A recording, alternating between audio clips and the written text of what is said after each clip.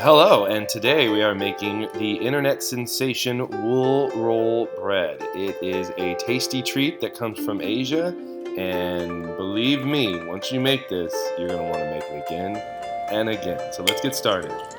We're going to start off with 80 milliliters of lukewarm milk. Go ahead and pour that into a little dish, and then you're going to add a teaspoon of active dry yeast. Let's stir it up and then give it about 10 minutes to rest so it can activate. This is the second time I've made this bread, and the first time it came out wonderful, so I'm hoping this one comes out just as good, because you guys will really enjoy it.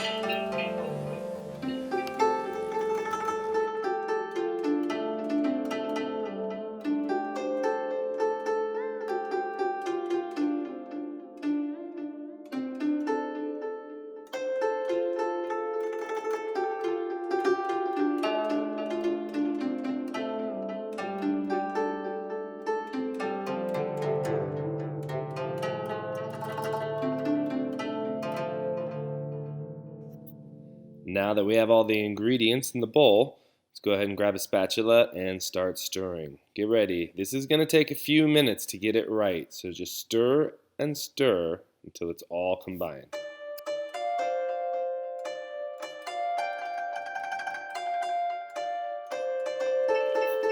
Okay, once you get it all together, go ahead and dump it out onto a clean surface. It's time to knead. So some of us can use our bread attachment to the KitchenAid and things like that. But for me, we're going to do it the old-fashioned way, and you're going to knead. And you're going to knead, and you're going to knead. So please follow along. It's going to take quite a few minutes, but again, it's going to be worth it.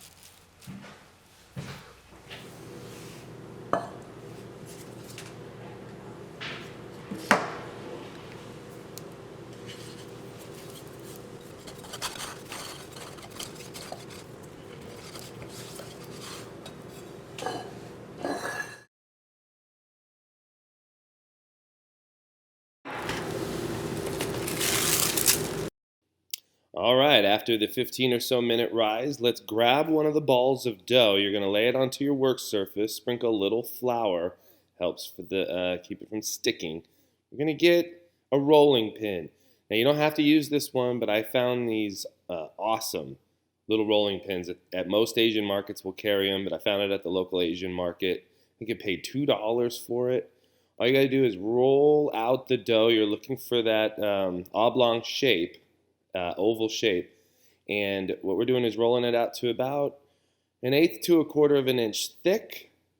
And then you're going to grab your bench scraper, plastic, metal, whichever one you got. You just want to make sure you have a bit of an edge so you can create the slivers by carefully slicing and spacing out about halfway through the dough. Just watch carefully, do your best.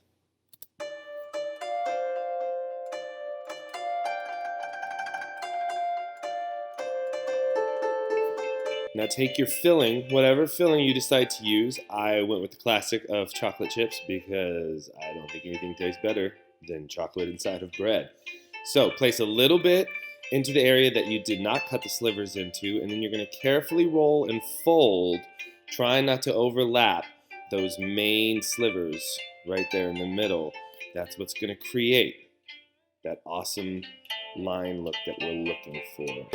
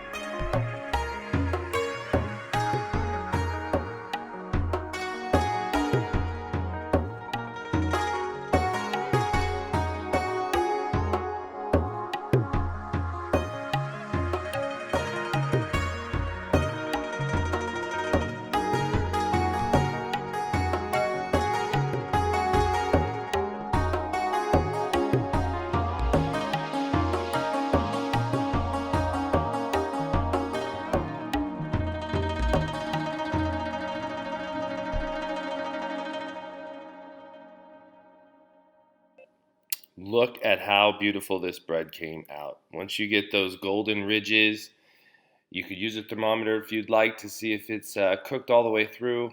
But with this amount of time, this type of bread, it should take about 18 to 23 minutes.